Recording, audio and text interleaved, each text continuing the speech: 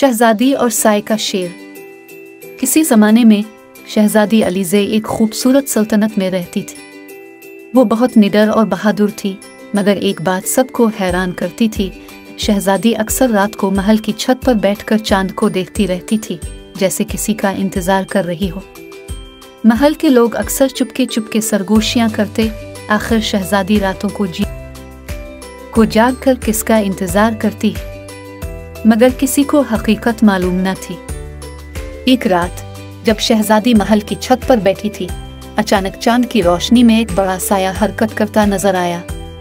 वो एक शेर था, मगर आम शेर नहीं, वो एक सायादार चमकदार आंखों वाला शेर था। तुम कौन हो?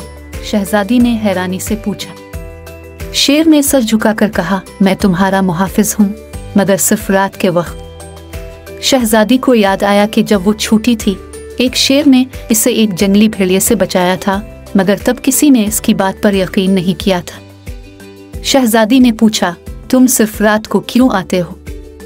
शेर ने नर्म लहजे में जवाब दिया, क्योंकि मैं रोशनी में नहीं, सिर्फ अंधेरे में जिंदा रह सकता हूँ। बादशाह के एक दुश्मन ने मुझ पर जादू कर दिया था, जिसकी वजह से मैं सिर्फ रात में जाहिर होता हूँ। शहजादी ने दिल से फैसला किया कि वो इस जादू को ख़त्म करेगी।